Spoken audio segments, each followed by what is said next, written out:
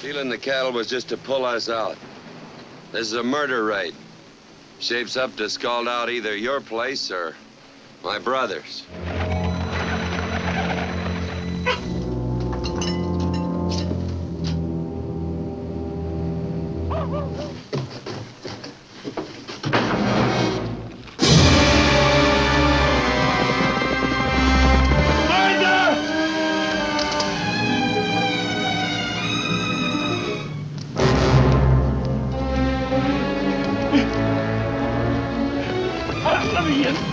Don't go in there, boy.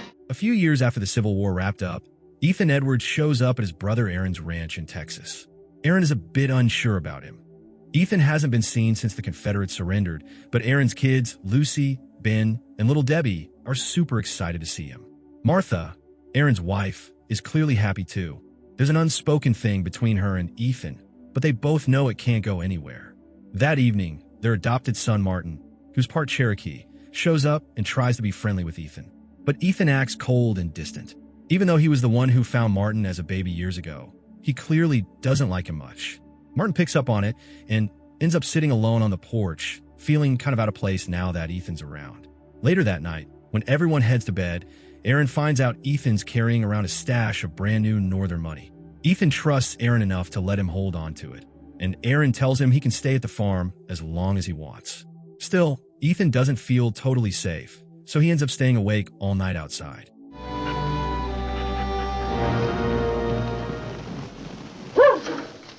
Reverend, come on. Next morning, the local preacher and part-time Texas Ranger, Reverend Samuel Clayton, arrives with some men. Turns out Lars Jorgensen's cattle have gone missing. Clayton wants Aaron and Martin to ride along and help. Ethan warns Aaron that the missing cattle might just be bait, maybe a trick to lure folks away from their homes. He suggests staying close to the farm. Clayton's glad to see Ethan, since they served together during the war, but he also hints that Ethan might fit the description of a few wanted guys. Still, Ethan decides to ride with them, though he refuses to swear loyalty to Texas. Prodigal brother, when did you get back? You're not going. He sure is gone. I already swore him in. Well, swear him out again. I'll go with you. All right, I'll swear you in. No need to. Wouldn't be legal anyway. As they follow the trail, Martin tries talking to Ethan about his concerns, but Ethan barely listens. Seems like Martin's background is still a problem for him. After a long ride, they find the cattle, dead and scattered in the desert. It was all set up. A group of Comanche warriors had used the stolen cattle to pull the men away. Everyone realizes Jorgensen's place might be in danger, so most of the crew heads there. And the cattle was just to pull us out. This is a murder raid. Shapes up to scald out either your place or my brother's. Please, no. Brad, son. Jorgensen's place is the closest, Ethan. If they're not there, we'll come straight on to you. Ethan, Martin, and a slightly unstable guy named Mose Harper decide to check on Aaron's place. Martin's in a hurry to get there and takes off ahead, even though Ethan says the horses need rest.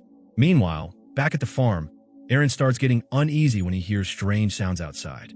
Knowing this could be the Comanches, he keeps things calm for the kids while quietly arming himself. Martha starts locking up and shutting off the lights. Lucy gets scared and starts yelling, so Martha slaps her to calm her down.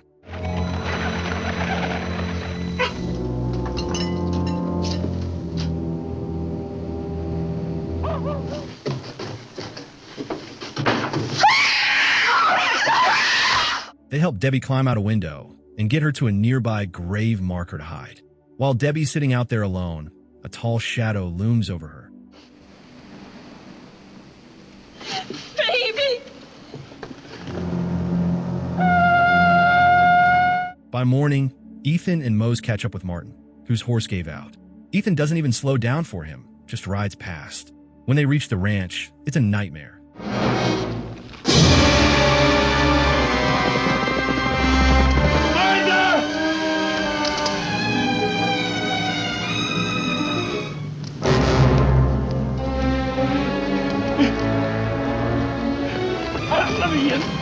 Don't go in there, boy. Aaron, Martha, and Ben are dead, and Lucy and Debbie are missing.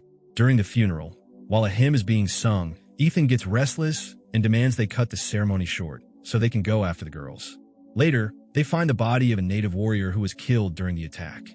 Ethan brutally shoots out the corpse's eyes. The spirit land has to wander forever between the winds, Explaining that it would keep the man from reaching the afterlife. Soon after, Ethan scouts out a Comanche camp by a river about 20 miles away. He heads back and tells Clayton they should wait for nightfall and launch a surprise attack. and circle out so we can jump before daylight. I thought we were trying to get them girls out.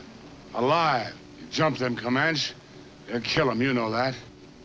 Instead, they sneak in slowly, only to find the place already abandoned. As they move deeper into the desert, the Comanches try to set a trap. Keep moving. Keep moving. Looks like you got yourself surrounded.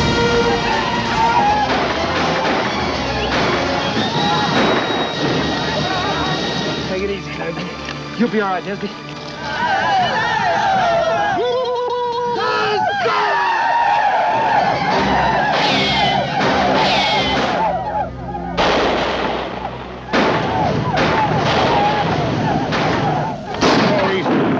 Leave them carry off their hurt and dead.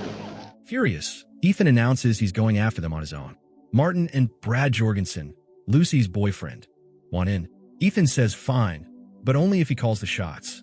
So the three break off from the main group while the rest head back with the injured man. One night, Brad spots a Comanche camp and thinks he sees Lucy's dress. Ethan calmly tells him that he already found Lucy's dead body in a canyon. Brad loses it and runs straight toward the camp. Martin tries to stop him, but Ethan holds him back. I'm off the side, Brad. Brad doesn't make it. Ethan and Martin keep going, but once winter hits, the trail goes cold. They decide to head back to the Jorgensen place for now. Martin has a bit of a thing with Lori, the Jorgensen's daughter, but before anything can happen, Ethan gets a letter. It's from a trader named Futterman who claims he might know something about Debbie. Ethan plans to check it out and tells Martin to stay behind, but Martin refuses. He's not letting this go. The next morning, Marty wakes up and finds out Ethan left without saying anything. Worried sick that Ethan might do something crazy if he finds Debbie, Marty takes off after him, which really annoys Lori.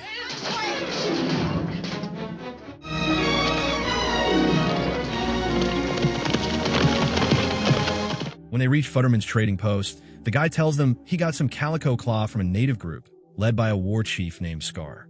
Marty instantly recognizes it as something that belonged to Debbie. Futterman admits Debbie was taken by Scar, who's the leader of the Nye tribe.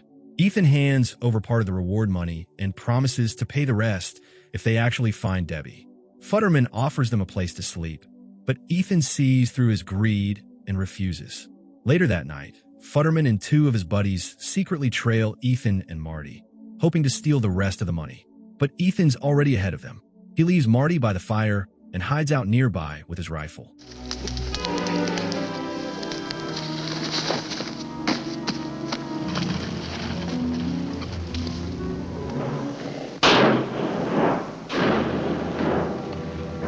Ethan, what are you doing anyway?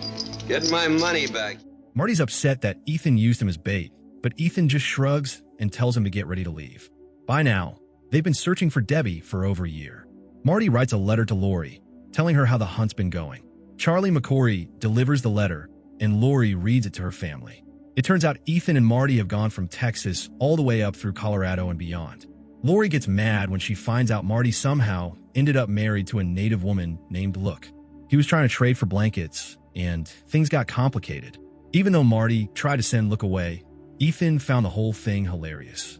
Look later sneaks off when she realizes they're tracking Scar. Eventually, they come across her again. She's at a Comanche camp that had been wiped out by U.S. soldiers. It was an Oyanki Comanche, all right. Marty! What did them soldiers have to go and kill her for, Ethan? She never done nobody any harm. We gotta catch up with them yellow legs. Maybe they got Debbie with them. After that, Marty and Ethan head to a nearby military fort where rescued white women are being kept. They ask around, hoping to find Debbie, who'd be around 14 by now. 3 girls are shown to them, but none are Debbie. The girls are clearly traumatized and not in a good mental state. One of them grabs a doll Marty's carrying and rocks it like a baby, which deeply unsettles Ethan.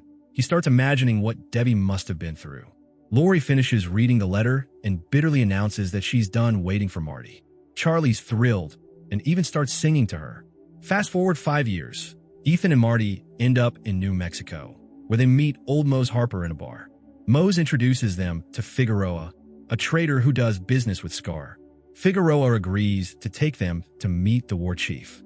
When Ethan and Scar finally meet, both of them are surprised and annoyed that they understand each other's language.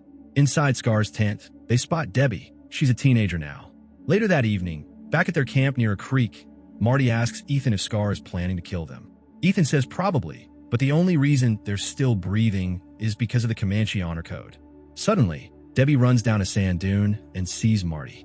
He begs her to remember him, and she says she does, but insists she now belongs with the Comanche and won't leave. That's when Ethan pulls out his gun, clearly ready to shoot her. He tells Marty to back away, but Marty stands in the way. These are my people. Stand aside, Martin.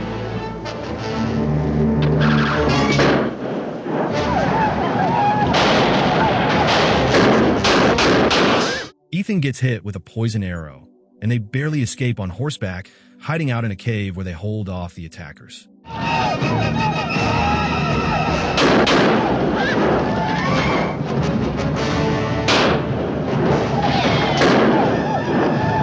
Later, Ethan hands Marty a letter asking him to take everything Ethan owns if he dies. Marty refuses. He believes Debbie is family and should inherit it. Ethan disagrees, saying she's basically Comanche now. Marty gets angry and tells him he hopes he doesn't survive. Sometime later, Ethan and Marty return to the Jorgensen ranch, just as Lori and Charlie are about to get married. When they approach the house, Lars warns them that they're wanted for Futterman's murder and should lie low. Ethan, being stubborn, walks in anyway. The room goes silent. Marty's crushed when he realizes Lori was about to marry someone else, and that someone is Charlie. You ordering no good, son. Martin, Charlie! Listen, go ahead, but fight fair. No biting, no gouging. Come on, Charlie, get it, Charlie. I want you boys to shake hands and make friends. In the end, the wedding gets called off. Before things get worse, a cavalry officer named Lieutenant Greenhill shows up with Mose, who had been held by Scar but managed to escape. As the group heads toward the Jorgensen's place, Clayton gathers his men and, with Ethan and Marty, prepares to confront Scar once and for all. Ethan is hoping Scar will kill Debbie, so he won't have to do it himself. But Marty begs Clayton to let him sneak into the Comanche camp to rescue her first.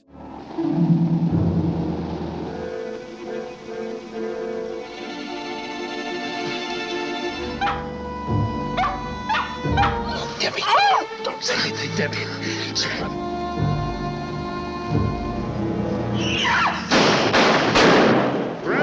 The Rangers storm the camp, killing or scattering the rest of the tribe. Ethan finds Scar's body and takes his scalp. Then he spots Debbie running off, clearly terrified. He knocks Marty aside and chases after her all the way to a cave. Let's go home, Debbie. But instead, Ethan lifts her up gently and tells her it's time to go home. Marty and Ethan bring her back to the Jorgensen ranch, where everyone, including Lars, Mrs. Jorgensen, and Mose, is waiting. Debbie is taken inside, followed by Marty and Lori. Ethan stays outside, staring for a moment before quietly turning around and walking away as the door shuts behind him.